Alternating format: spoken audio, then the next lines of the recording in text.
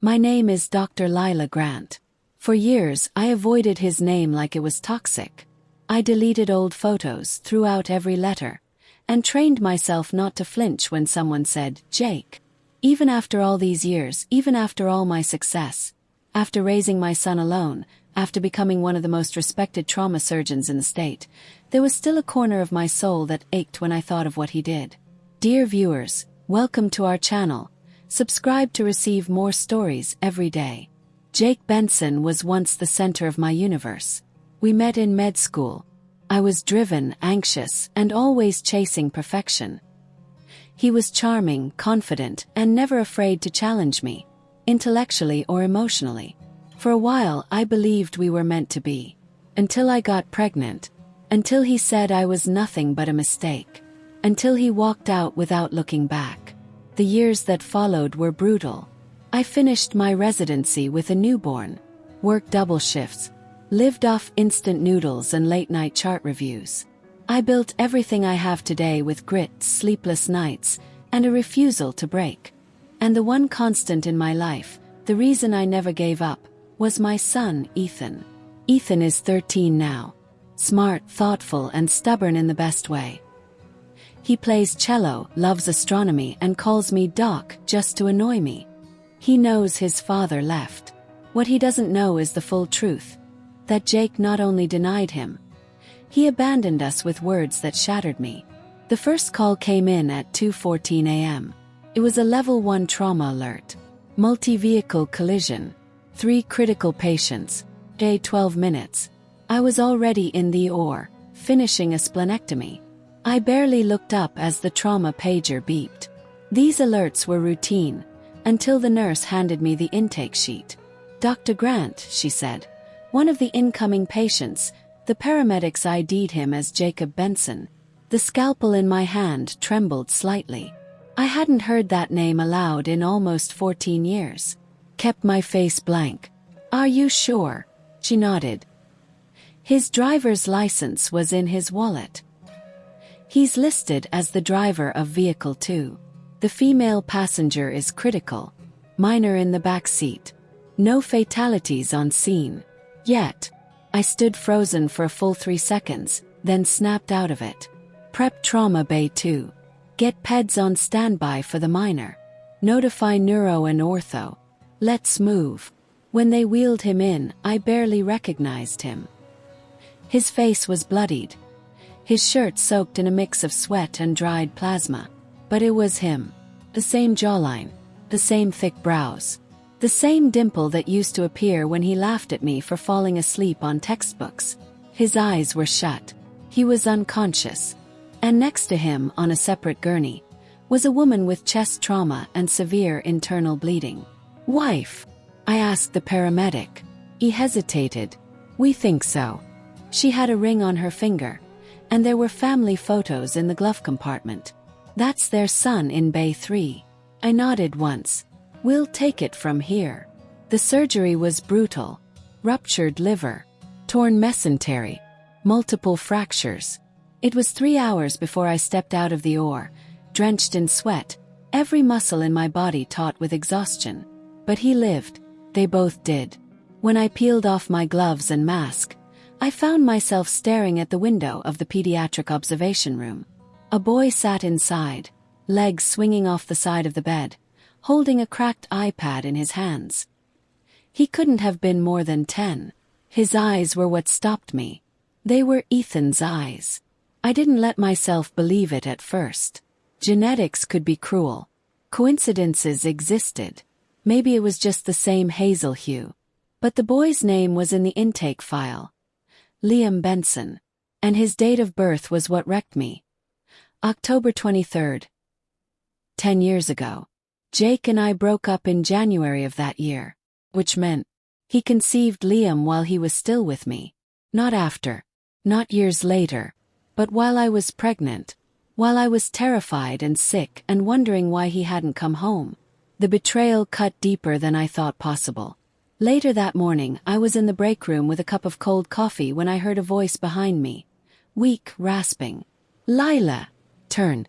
Jake was standing in the doorway, leaning heavily on the frame, and 4-pole beside him.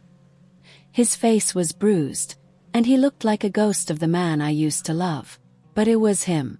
His eyes locked onto mine. I didn't think I'd ever see you again. I didn't answer. What are you doing here? I'm the surgeon who saved your life, I said coldly. His face fell. I didn't know. No, I said. You didn't know a lot of things, including how to stay. He looked away. Lila, I know I messed up. I was scared. I was selfish. But I never stopped thinking about you. About him. I stiffened. Don't. I want to meet him, Jake said. Ethan. You don't get to ask for that. His face crumpled slightly. You're right. You don't. But I'm asking anyway. I took a step forward. Your wife is in recovery. Your son is down the hall. Focus on that. Don't drag my son into your guilt. His eyes filled with something, maybe regret, maybe shame. But I walked away before I could find out. Outside, I found myself pacing the parking garage in my scrubs, the morning sun casting long shadows across the asphalt. I didn't know what came next. I had saved his life. I had saved her life. I had checked in on his son. But my world was tilted again. Not because I still loved him. Those feelings had burned out long ago. But because even after all this time, the wound still hadn't closed. And now Jake Benson was back. Not by choice, but because fate brought him into my ER. And the question was, would I let him leave again without knowing what he'd truly lost? Jake's wife's name was Melissa. She remained in critical care for 36 hours post-op, sedated and intubated. I didn't operate on her. That fell to Dr. Harper, one of our best cardiothoracic surgeons, but I checked her chart more than once.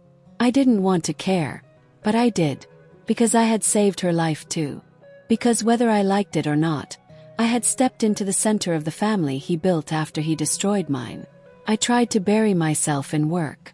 Trauma rounds, post-op follow-ups, surgical planning, teaching residents. But everywhere I turned, I was haunted by him. And Liam. And the timeline I couldn't unsee. I finally saw Liam again during a shift change 2 days later. He was sitting in the hallway outside the cafeteria with a nurse, eating applesauce and watching something on his tablet. I recognized that posture, that stubborn tilt of the head. Ethan used to sit just like that. I shouldn't have said anything. I should have walked right past him. But I didn't. You okay? Asked gently. He looked up startled. You're the doctor who saved my dad. He nodded. Among others. You scared us. He gave a shy smile. He drives too fast. Mom always tells him not to. There was a pause. I'm Lila, I said, crouching down to his level. I'm Liam. I know. He tilted his head. Are you famous or something? I laughed. No. I just saw your name on your hospital band. He pointed to the lanyard around my neck. Your name is Dr. Grant. That's cool. Thanks. I want to be a doctor too, he said. Or an astronaut. Maybe both. I smiled, but my chest ached. That's what Ethan used to say when he was 6. Later that night, I sat in the on-call room with a headache and a styrofoam cup of black coffee when the door cracked open. I didn't get up. I didn't even turn fully to look at him. But he walked in slowly and sat on the chair across from me like it was the most natural thing in the world. I'm sorry, he said. Again. I didn't speak. He stared at the floor. I know I can't undo what I did. I've spent years trying to forget how I walked away. You were pregnant and I just left. You didn't just leave, I said. You abandoned a child you knew existed. I told myself you'd be better off without me. We were, I said. But that doesn't make what you did less cruel. He flinched. Do you ever think about it? About what we were? No, I lied. He exhaled, long and tired. Melissa doesn't know about you. About Ethan. My jaw clenched. Of course she doesn't. She's not the villain here. I didn't meet her until a few months later. It wasn't supposed to be serious. But she got pregnant. So did I snapped. Difference is, you stayed for that one. He looked broken. I messed up everything, he said. But I want to make it right. You can't. I want to meet him. No. Why? Because showing up after 13 years of silence isn't brave. It's selfish. The next morning, I found a note in my locker. Just one line. Please don't let him grow up thinking I didn't care. I crumpled it and threw it away. But it followed me all day. That evening, I came home to Ethan building a Lego rover on the kitchen counter. His hair was a mess, and there was marinara on his cheek. My heart ached just looking at him. Hey, I said softly. Hey, Doc, he said, not looking up. Dinner's on the stove. Grandpa brought takeout. My father, bless him, had stayed at the house while I pulled double shifts. He knew better than to ask questions when I was in work mode. But tonight I couldn't hold it in. I sat on the couch and called him over. Ethan, I said carefully. Do you ever wonder about your dad? He shrugged. Sometimes. Not really. You never talk about him. That's because I didn't want to make you feel like you were missing anything. He looked at me with a surprising maturity. Were you in love with him? Pause. Once. Did he love you? He said he did. But he left. Yes. Then no, he didn't love you. Or me. I blinked back tears. Ethan reached over and patted my hand awkwardly. Don't worry. I think I turned out okay. The next day Melissa woke up. She was groggy, in pain and confused. I wasn't her attending, but I happened to be in the ICU when her sedation wore off. Jake was at her bedside. I watched from a distance as he took her hand and whispered something. She nodded weakly. Then he turned to me. Can we talk? He asked quietly. I followed him to the empty corridor. She doesn't know about Ethan, he said. But she will. I'm going to tell her. I raised an eyebrow. Why? Because it's time. Because Liam deserves to know he has a brother. And because you deserve more than being someone I once knew. I don't need anything from you, Jake. I know, he said. But maybe Ethan does.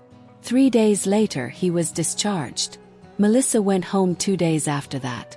The silence that followed felt heavier than before. Until one afternoon a letter arrived. Handwritten. No return address. I recognized the handwriting. Inside was a photo. 2 boys side by side. One was Liam.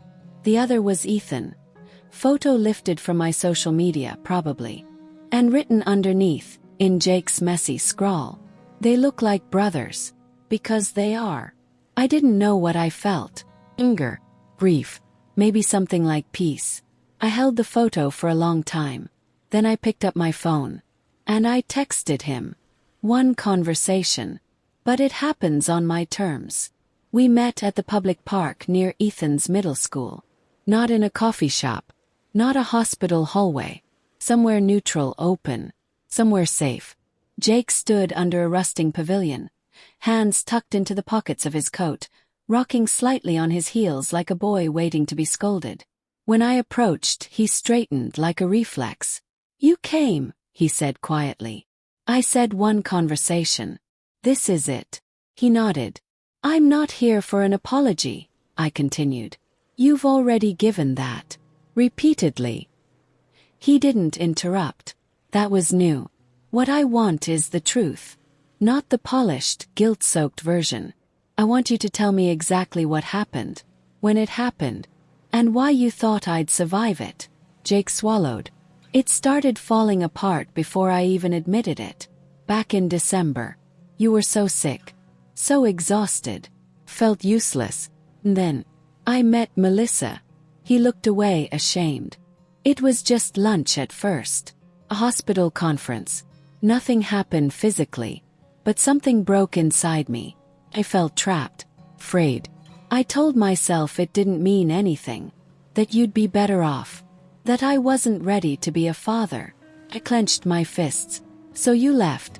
You walked out when I was 7 months pregnant and didn't even check if we were alive. I was a coward. That's not strong enough. Call it what it was. I was cruel. Exhaled. You were. He looked up at me. I still remember your face when I walked away. I see it every time I think I'm happy. It's never left me. And yet you built a life. You had a son. A family. I tried to erase you. Not out of hate, out of shame. I thought I could compartmentalize. Start over. But every time I saw Liam smile, or lose his first tooth, or cry over a skinned knee, I thought of Ethan. There was silence between us. Then I asked the question that had gnawed at me for days. Did you ever love him? Jake looked like I'd slapped him. I didn't let myself. I kept telling myself he wasn't real because I wasn't there. I didn't earn the right. That's not an answer. His voice cracked. Yes, I did. Do. I've loved him from a distance every day of his life. And I know that doesn't matter. But it's the truth. I stared at him, unsure whether to scream or sob. Instead I said, he's curious. About you. Cautious. I raised him to know his worth. Don't confuse interest for forgiveness. I won't. If he decides to meet you, it'll be in a space I control. With people I trust. And one wrong move, Jake. Just one and we're done. I understand. I started to walk away, but then he called after me. Lila. Turn. Thank you.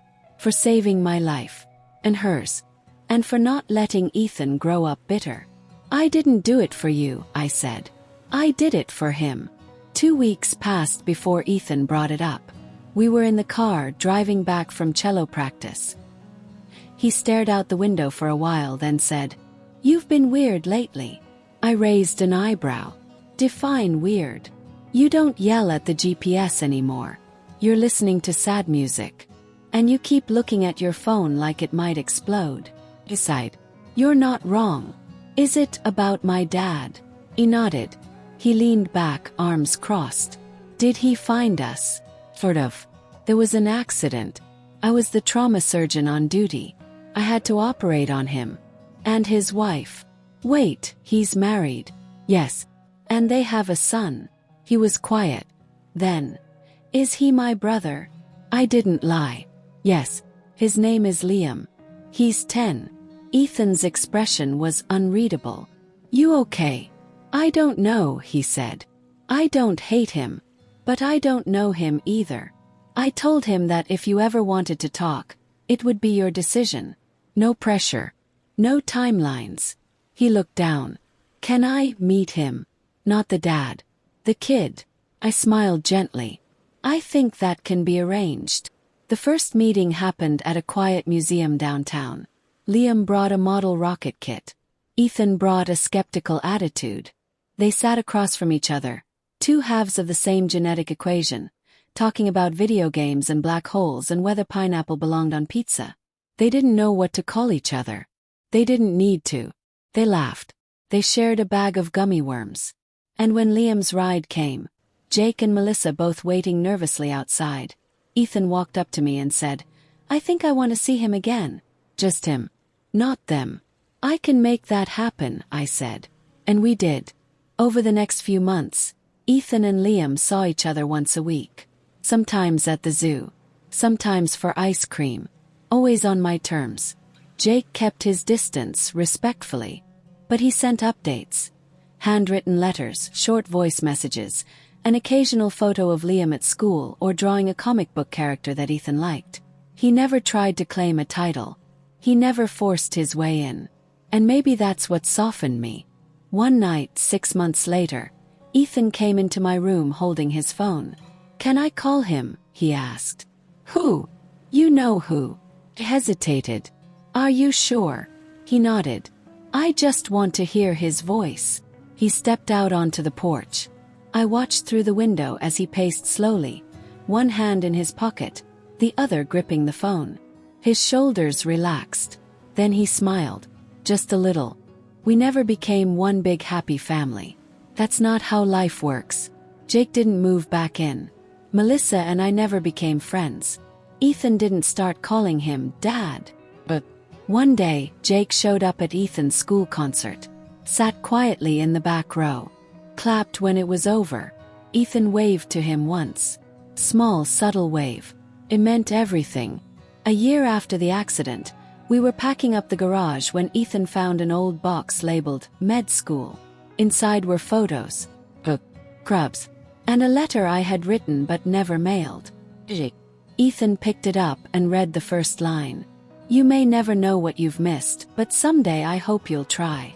He handed it back without a word, and I realized that maybe he already had. Because this story wasn't about revenge. It wasn't about vindication. It was about healing. And even if the scar remained, the wound was finally closed. Dear viewers, thank you for watching. If you like this story, please subscribe to our channel to receive more stories every day. Share with us what you think of this story and tell us where you're watching from.